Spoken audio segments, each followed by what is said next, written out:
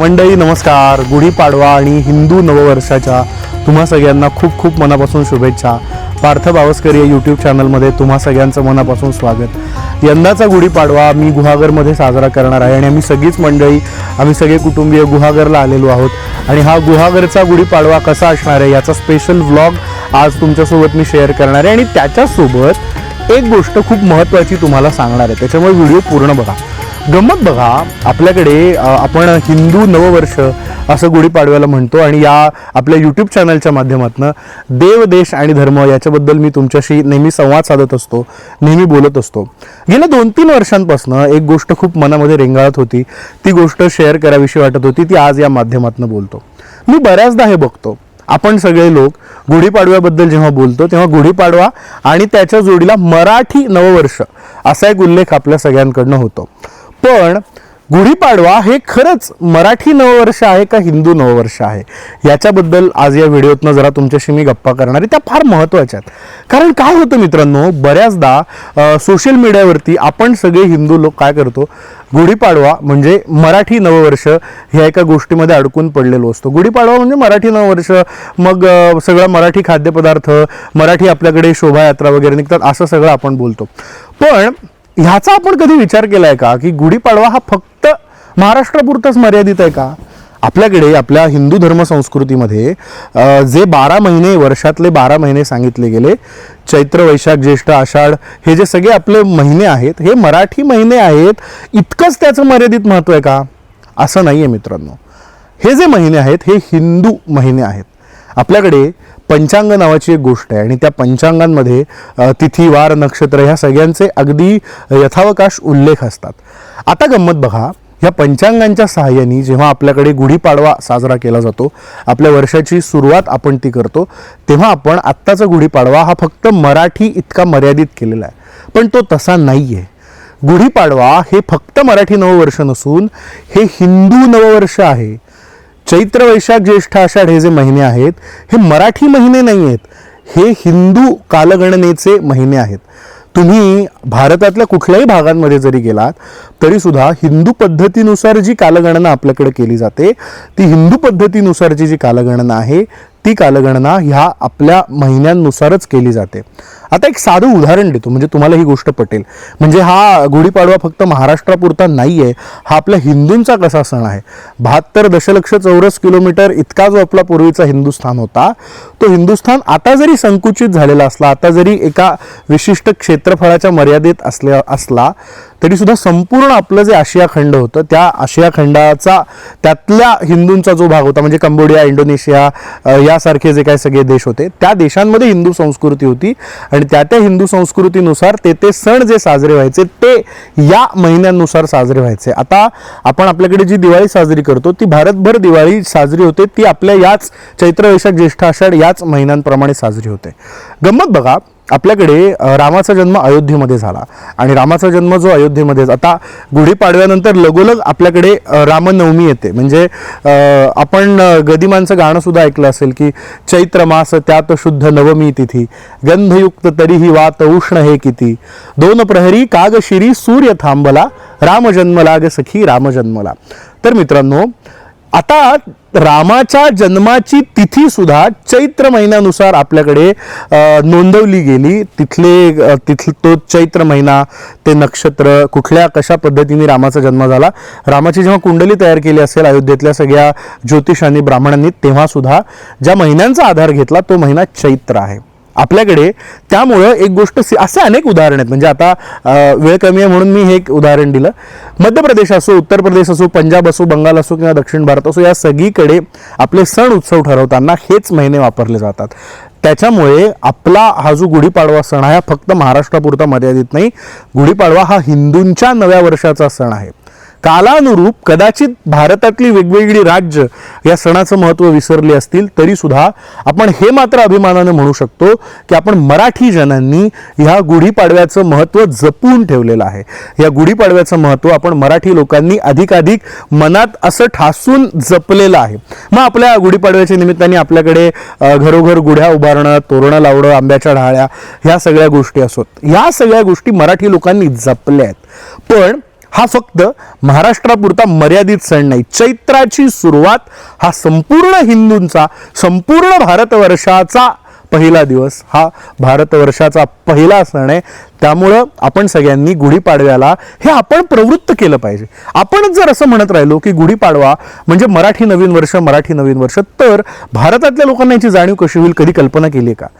मी या चॅनलच्या माध्यमातून ह्या वेगळ्या गोष्टी मुद्दाम तुम्हाला सांगत असतो ज्या बोलल्या जात नाहीत. आपण सातत्याने हा चैत्र पाडवा जर महाराष्ट्रापुरता मर्यादित करून ठेवला तर मग बाहेरच्या लोकांना याची जाणीव कशी होईल? त्यामुळं जे सत्य आहे ते सत्य, कालानुरूप कदाचित प्रथा बदलल्या असतील, परंपरा बदलल्या असतील, पण गुढीपाडवा हा समस्त हिंदूंचा सण आहे, समस्त भारतवर्षाच्या नव्या वर्षाची सुरुवात आहे, हे आपण सांगितलं पाहिजे. आणि या माध्यमातून ही गोष्ट नव्या पिढीपर्यंत रुजवण्याचा प्रयत्न केला पाहिजे. म्हणून हा व्हिडिओ जे माझे तरुण मित्र ऐकत असतील आणि जे आज सोशल मीडियावरती मला माहिती आहे प्रत्येकजण स्टोरी टाकणार आहे, आणि ती स्टोरी टाकताना प्रत्येकाने माझा हा व्हिडिओ बघितला असेल आधी, तर मराठी नववर्ष असं म्हणू नका, हिंदू नववर्ष म्हणा. संपूर्ण भारतवर्षामध्ये विक्रम संवत सुरू झालं तेव्हापासूनचा हा गुढीपाडवा, म्हणजे आता जाता जाता तुम्हाला गुढीपाडव्याची सगळी आमची लगबग सुरू आहे बरं का. आणि आता हे घर दिसत असेल तुम्हाला आमच्या इकडे, गुढीपाडव्याची सगळी लगबग सुरू आहे आणि त्या लगबगीमध्ये मी हा व्हिडिओ करतोय.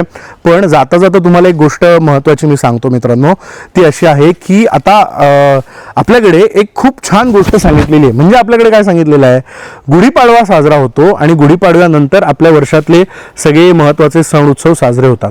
तर ह्या गुढीपाडव्याच्या काही कथा आपल्याकडे सांगितलेल्या आहेत आणि ह्या गुढीपाडव्याच्या कथांपैकी एक कथा रामाशी निगडीत आहे, एक कथा महाभारताशी निगडीत आहे, एक कथा आता मी जसं म्हणालो विक्रम संवत सुरू झाला त्याच्याशी निगडीत आहे. गुढीपाडवा एक, पण त्या गुढीपाडव्याच्या संदर्भात अशा अनेक कथा आहेत. याचा अर्थ मला एक गोष्ट खूप महत्त्वाची वाटते आणि ती तुम्हाला सांगावीशी वाटते. आपला हिंदू धर्म इतका प्राचीन आणि इतका सनातन आहे मित्रांनो, की सण एकच आहे पण त्या एका सणाच्या अशा अनेकविध कथा आपल्याकडे आहेत. आणि ही गोष्ट फक्त आपल्या हिंदूंच्या बाबतीत घडते. मला सांगा, इस्लाममध्ये त्याच्या आधीचं म्हणजे श्रीकृष्णाच्या आधी रामाच्या आधीचे अवतार असे कुठले दुसऱ्या धर्मात आहेत का? नाही. आमच्याकडे श्रीकृष्णाच्या आधी, रामाच्या आधी काय होतं हे सांगितलंय. त्यामुळे गुढीपाडव्याचा उल्लेख राम आणि गुढीपाडवा यांचा सुद्धा संदर्भ सापडतो, कृष्ण आणि गुढीपाडवा यांचा सुद्धा संबंध सापडतो. किंबहुना त्याच्याही अगदी पुरातन आपण गेलो म्हणजे आपल्या हिंदू धर्म संस्कृतीची उत्पत्ती ज्या ब्रह्मदेवाची निगडीत आहे, त्या ब्रह्मदेवाची आणि आपल्या गुढीपाडवा या सणाची आणि आपल्या ह्या सगळ्या महिन्यांची सुद्धा एक वेगळी सांगड घातली जाते. या सगळ्याचं आणखीन एक महत्त्व आहे. ते महत्त्व म्हणजे आपल्याकडची जी नक्षत्र आहेत त्या नक्षत्रांवरून सुद्धा या सगळ्या महिन्यांची, या हिंदू महिन्यांची नावं दिली गेलेली आहेत. आता गुढीपाडवा वर्षानुवर्ष येणार आहे आणि त्या गुढीपाडव्याच्या निमित्ताने आत्ताच एक 5-7 मिनिटात किती सांगू काय सांगू. तर हे जे आता नक्षत्र आणि हे सगळे महिने याच्याबद्दल कधीतरी एखादा व्हिडिओ करेल. पण आता आम्ही म्हणालो तसं आमची तयारी झालेली आहे, गुढी उभारायची तयारी झालेली आहे. आता पटकन जाऊया, आपण तुम्हाला दाखवतो कशी तयारी झालेली आहे आणि कशी गुहागरला आम्ही गुढी उभारणार आहोत. त्याच्यामुळे गुढी उभारण्याचा व्हिडिओ पुढचा जो आहे, पुढचा भाग तो नक्की बघा. आणि आता मी जे सांगितलं तुम्हाला काय वाटतं, खरंच संपूर्ण भारताचं हे नववर्ष आहे आणि आपण ते पोचवलं पाहिजे, ह्याच्याबद्दल आपण काय करू शकतो, तुम्हाला काय वाटतं? हे जर पटलं असेल तर खऱ्या अर्थानं कमेंट बॉक्समध्ये आपलं मत नोंदवा. कारण अखंड भारतामध्ये ते एकच पंचांग चालतं, तेच महिने वापरले जातात. त्यामुळे मराठीपणा आपण जो जपलाय तो आपण इतरांपर्यंत कसा पोचवला पाहिजे याबद्दल व्यक्त व्हा, बोला, कमेंट करा. आणि जास्तीत जास्त म्हणजे तरुण जर ऐकत असतील तर त्यांनी आपल्या तरुण मित्रांपर्यंत, आणि म्हातारे जर ऐकत असतील तर त्यांनी सुद्धा आपल्या घरातल्या तरुणांना माझा हा व्हिडिओ नक्की ऐकवा. आणि चला आता गुढीपाडव्याची तयारीची सगळी तयारी झालेली आहे, मस्तपैकी तोरण लावलेलं आहे, तयारी होऊन आता गुरुजी सुद्धा आलेले आहेत आणि आता लगेच पूजा सुरू होती, आचमन करतायत. आणि एकीकडे मोठ्या काठीला उंचावरती अगदी सजवून गुढी उभारलेली आहे. कलशाच्या सोबतीला कडुनिंबाची पानं आणि साखरेच्या ज्या गाठी असतात ना त्यांनी गुढी सजवली जाते, ती अशी उंचावरती लावली जाते आणि मग पूजा सुरू होते. नव्या वर्षाच्या सुरुवातीला एकीकडे मस्तपैकी आंब्याची चाहूल लागलेली असते. समोरच्या झाडावरचा आंबा बघून कळेलच तुम्हाला. जशी गुढीची पूजा आपल्याकडे नव्या वर्षात महत्त्वाची सांगितली आहे ना, तशी एक आणखी गोष्टसुद्धा आहे बरं का, ती म्हणजे पंचांगाचं पूजन. आपण काय करतो, हल्ली गुढीची पूजा करतो, पण मग हे पंचांगाचं जे पूजन आहे, पंचांगाची पूजा आणि पंचांगाचं वाचन, पूजन आणि वाचन ह्या दोन्ही गोष्टी महत्त्वाच्या आहेत. म्हणजे गुढीपाडवा हा गुढी उभारणं, पंचांगाचं पूजन करणं आणि त्याचं वाचन करणं, या तीनही गोष्टी झाल्यानंतर खऱ्या अर्थानं पूर्ण होतो. आता हे पंचांगाचं वाचन पूजन कशासाठी महत्त्वाचं आहे बघा. म्हणजे हे येणारं वर्ष साधारण कसं असणार आहे, कुठल्या तिथी, कुठले वार आणि कुठल्या नक्षत्राला सामान्यपणे काय घडेल याचा एक अंदाज त्या पंचांगामध्ये लिहिलेला असतो. त्या तिथी, वार आणि नक्षत्रांवरून मग पुढच्या वर्षाचा जो अनुमान असतो तो सगळा अनुमान, त्याबद्दलचे सगळे संकेत ते गुरुजी आपल्याला देत असतात. गुढीची पूजा करायची, गुढीला नैवेद्य दाखवायचा आणि मग हे पंचांग एखाद्या जाणकाराकडून वाचून घ्यायचं आणि मग पुढचं सगळं ठरवायचं. ही आपल्याकडे एक पूर्वापार चालत आलेली परंपरा आहे. आताशा काय होतंय, आपण गुढी उभारतो पण पंचांग वाचायचं मात्र राहून जातं. आज म्हणून मुद्दाम या व्हिडिओमध्ये आमचे गुरुजी पंचांग नेमकं कसं वाचतात आणि यंदाच्या वर्षीच्या पंचांगात काय लिहिलं आहे याची एक थोडीशी झलक तुम्हाला दाखवणार आहे. बाकी काय, तुम्ही दाखवलं का नैवेद्य? तुमच्याकडे झाली का गुढी उभारून? आणि आज काय श्रीखंड पुरीचा बेत केला आहे की पुरणाच्या पोळ्या केल्या आहेत? जरा कमेंट करून नक्की कळवा. आणि व्हिडिओच्या सुरुवातीला मी जे बोललो आहे ते आवडलं असेल, पटलं असेल, गुढीपाडवा हा आपल्या हिंदूंचा सण आहे, फक्त मराठ्यांचा, फक्त मराठी नाही, हे जर पटलं असेल तर लाईक, शेअर आणि सबस्क्राईब करायला विसरू नका. चला ऐकूया यंदाचं पंचांग. संवत्सर फलात आम्ही वाचणार आहे ते वर्ष प्रतिपदेला, म्हणजे नूतन संवत्सर जेव्हा प्रारंभ होतो तेव्हा ज्योतिषाकडनं ते वाचून घ्यायचं असतं. त्याचं फल काय आहे ते आता मी वाचत आहे.